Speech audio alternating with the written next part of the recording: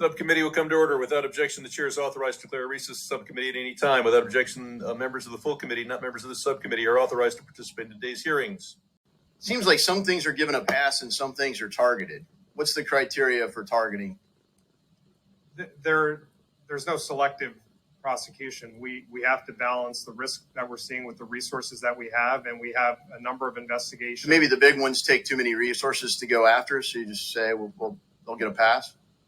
No, I'm very proud of the work that the 1,300 women, men in my division do. They don't give people a pass. They hold violators accountable. Okay, let me run a hypothetical scenario by you. Say an SEC official gives a speech at a conference, and the official begins, of course, by stating that, quote, their views are their own and not necessarily those of the commission.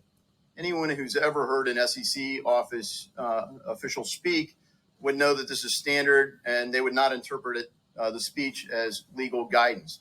However, let's say that the SEC official consulted SEC staff and perhaps even ethics directly to assist them in writing speech or giving guidance. Under this scenario, would the written speech still be considered personal views of the individual and not views of the commission?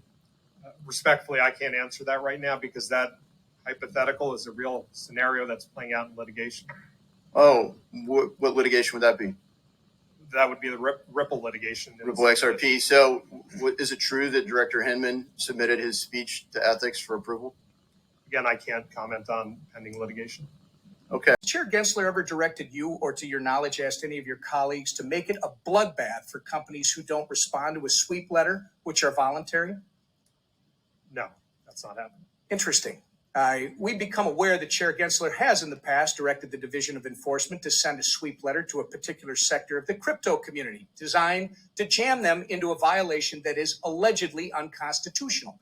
And if any company does not respond to said sweep letter, which I'll reiterate, as you've said several times, are supposed to be voluntary, then the SEC would make it a, quote, bloodbath for them. If true, I imagine such a tactic would significantly erode trust between the public and the SEC. Here's the problem. The SEC isn't interested in clarifying what areas of the crypto industry fall under SEC jurisdiction. We know that because FinHub, that you've referred to, the SEC division focused on crafting crypto regulation, has essentially dissolved under Gensler. Nonetheless, while abandoning good faith attempts to clarify how the Commission's existing authority applies to digital assets, the SEC is hell-bent on expanding the size of its crypto enforcement division and using enforcement to unconstitutionally expand its jurisdiction. Under Chair Gensler, the SEC has become a power-hungry regulator, politicizing enforcement, baiting companies to, quote, come in and talk to the Commission, then hitting them with enforcement actions and discouraging good faith cooperation. Understand, sir, there is a new day coming. Thank you. I yield back. It's easier to go after the small fish than the big fish. But the big fish operating the major exchanges did many, many tens of thousands of transactions with XRP. You know it's a security. That means they were illegally operating a securities exchange. They know it's illegal because they stopped doing it, even though it was profitable. So if they know it's illegal and you know it's illegal and I know it's illegal, I hope you focus on that. And then finally, we have Tether, which is broke a money market mutual fund in every way. It broke the buck. Can you, I realize you're reluctant to talk about individual matters, but can you tell us why you went after Terra, but not Tether? Again, it would be inappropriate for me to comment on who we're going after or not going after, but I understand your concerns, and we've added resources to our crypto assets unit to look at issues that put investors at risk, including the issues you've raised in your questions. Add fortitude and courage as well. You're going to have to take on some cases that you're not certain of winning. Chairman, the flurry of activity is evidence that the rapidly evolving enforcement and regulatory landscape at the SEC is an indicator of things to come. I don't think it's going to slow up. In the past, increased enforcement activity at the Commission has signaled that they will act aggressively, pressing the boundaries of their enforcement authority. So of note, it looked no further than the SEC's announcement this past May to nearly double its crypto enforcement unit. While the Commission does not intend to provide any clarity surrounding the application of securities laws to digital assets, the unit plans to focus on violations related to crypto asset offerings. So crypto asset exchanges, crypto asset lending and staking products, decentralized finance platforms, non-fungible tokens, stable coins, et cetera, et cetera. So it's worth mentioning that of the 63 items included in the agency's rulemaking agenda this past spring, exactly 0 pertain to digital assets.